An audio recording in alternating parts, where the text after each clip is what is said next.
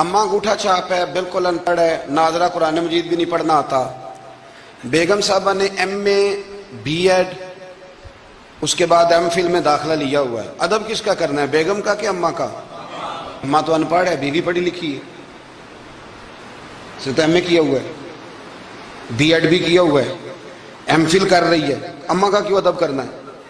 اس لیے کہ اماں کا ادب اللہ رسول نے بتایا ہے۔ اماں کا ادب ہو سکتا ہے بیوی بڑی اچھی قاریہ ہو، عمدہ قرآن پڑھتی ہو، حافظہ ہو، عالمہ ہو، اماں کو ناظرہ بھی نہ پڑھنا ہے، پر جنت پھر بھی ماں کے قدموں پہ نہیں چاہیے۔ یہ سمجھ لیں، ادب والے کا ادب۔ بزرگوں نے لکھا ہے کہ 3 قسم کے لوگ کسی کے مرید نہیں ہوتے۔ ایک چودھری صاحب جو ہوتے ہیں وہ بھی کسی کے عقیدت مند ہو سکتے، ان کے اپنے بڑے مرید ہوتے ہیں۔ تو اسی طرح جو آدمی پڑھ لکھ جائے اس کا بھی کوئی پیر، کوئی مرشد، کیونکہ وہ خود سب سے زیادہ پڑھا لکھا ہے۔ اور تیسرا جو آدمی مالدار ہو، سیٹھ صاحب ہو، اس کا بھی کوئی رہنما، مقتدا، کیونکہ وہ کیسے جھکے گا کسی کے آگے، سلوٹ کیسے کرے گا۔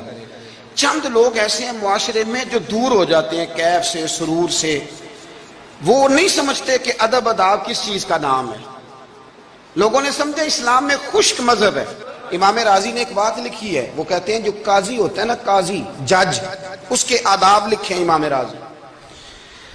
فرماتے ہیں اگر جج کے پاس مقدمہ آ جائے نا باپ اور بیٹے کا آپس میں جھگڑا ہے، اسے پتہ چل جائے کہ باپ سچا ہے بیٹا جھوٹا ہے، تو 100 دفعہ کہہ دے کہ باپ سچا ہے بیٹا جھوٹا ہے، باپ سچا ہے بیٹا جھوٹا ہے، باپ سچا ہے بیٹا جھوٹا ہے۔ لیکن اگر اسے پتہ چل جائے نا کہ بیٹا سچا ہے اور ابا غلطی پہ ہے، اب یہ تو 100 دفعہ کہے کہ بیٹا ٹھیک کہتا ہے، بیٹا سچا ہے، بیٹا سچا ہے، پر ایک دفعہ بھی یہ نہ کہے کہ ابا جھوٹا ہے۔ حالانکہ مطلب یہی ہے، اگر بیٹا سچا ہے تو پھر خود بخود سمجھ آتی ہے کہ ابا جی غلطی پہ ہیں۔ لیکن ادب کا تقاضا یہ ہے کہ جج بھی یہ نہ کہے کہ باپ جھوٹا ہے، اگرچہ وہ غلطی پر ہے، یہ تو کہہ دے کہ بیٹا، اس لیے کہ ادب والے کا جو مقام ادب ہے وہاں ادب کیا جائے گا، جو مقام اکرام ہے وہاں اکرام، وہاں آپ خشک نہیں بنیں گے، جہاں جھکنا ہے وہاں بہرحال جھکنا ہے، جہاں سلوٹ کرنی ہے بہرحال وہاں سلوٹ کرنی ہے۔ جن کا ہمارے اوپر ادب لازم ہے ہم نے ان کا ادب۔ امام اعظم ابو حنیفہ رحمۃ اللہ علیہ ایک جنگل میں ایک باغ میں بیٹھے تھے، شاگرد ساتھ تھے، امام ابو یوسف تھے اور بھی آپ کے شاگرد تھے، تو کچھ لکھ رہے تھے۔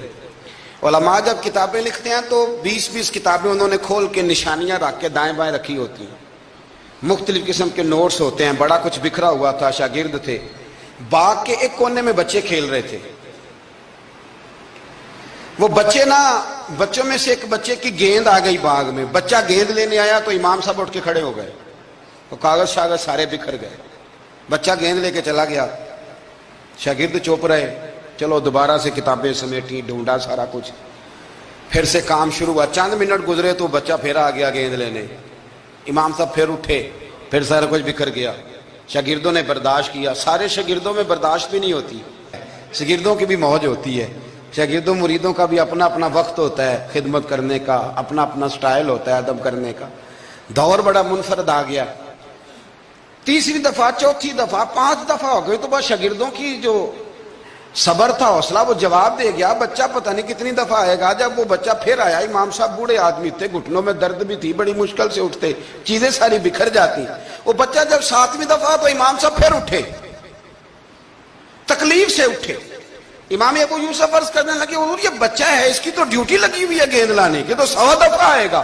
تو امام صاحب فرمانے لگے یہ 100 دفعہ آیا تو میں 100 دفعہ اٹھوں گا، آنے دو۔ کہ حضور کیوں آپ اٹھیں گے؟ فرمایا یہ میرے استاد کا پوتا ہے، اصلا نال جے نیکی کریے تے نسلاں تاک نہیں بھول دے۔ سن لو، اصلا نال جے نیکی کریے تے نسلاں تاک، ہاں بے اصلاں نال نیکی کریے تے پھل کنڈیاں نال تول دے۔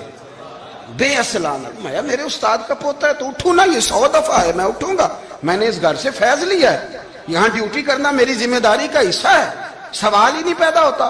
خواجہ صاحب سچ مچ کے شیخ الاسلام تھے اور اللہ تعالیٰ نے انہیں بڑا ہی اعزاز عطا فرمایا، بڑی بات تھی۔ ایسے شیخ بھی کم دنیا میں ہوتے ہیں، اور 20 علماء ان کے مرید تھے۔ پنڈی کے علاقے میں نا اپنے بہت سارے علماء کسی علماء کی میٹنگ میں گئے تھے، علماء کافی تھے، تو ایک سید عالم تھے، انہوں نے نماز پڑھائی، عالم بھی تھے اور سید بھی تھے، جماعت کرائی، تو نماز کے بعد پتہ چلا کہ کوئی ایسی واضح غلطی ہو گئی ہے کہ نماز ہوئی ہی نہیں۔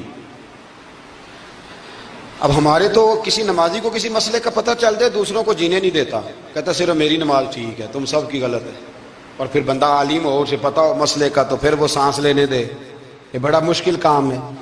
علم یہاں بالکل زیادہ ہو تو پھر بندے کو حوصلہ ہوتا ہے، اس پہ کو پتہ ہے تھوڑا پانی ہوتا ہے نا برتن میں تو آوازیں زیادہ نکالتا ہے۔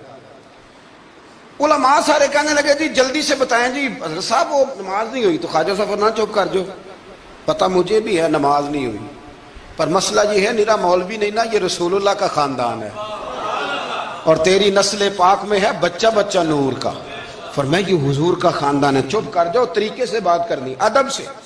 اور کوئی عالم ہوتا تو میں لقمہ دیتا، یہ سادات ہیں، چپ کرو۔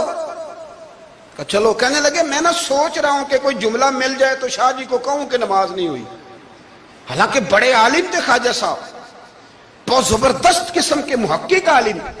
تھوڑی دیر کے بعد کہنے لگے لو جی مجھے نا مل گیا جملہ، میں شاہ جی کو بتانے لگا ہوں۔ کہا بتائیں، تو سلام لیا آگے جا کے، شاہ جی کے ہاتھ چومے، کہنے لگے حضور آپ کے پیچھے نماز پڑھی ہے، سید ہیں تو مزہ بڑا آیا ہے، ان 4 رکعتوں کا بڑا ہی مزہ آیا ہے، ہمارا دل کرتا ہے ایک دفعہ یہی نماز دوبارہ نہیں پڑھا دیتے، مزہ ہی بڑا آیا ہے نا، ذرا ایک دفعہ دوبارہ نہیں پڑھا دیتے نماز، مزہ بڑا ہے۔ تو شاہ جی کہنے لگے لگ مجھے بھی رہا تھا نماز کوئی نہیں ہوئی، پر میں کہہ رہا تھا شاید میرا وہم ہی ہو، لگ رہا تھا کہ نماز نہیں ہوئی۔ آپ بڑے سمجھدار آدمی ہیں، آپ نے سید کا ادب بھی بچا لیا ہے اور مسئلہ بھی بتا دیا ہے۔ تیری نسل پاک میں ہے بچہ بچہ نور کا، تو ہے عین نور۔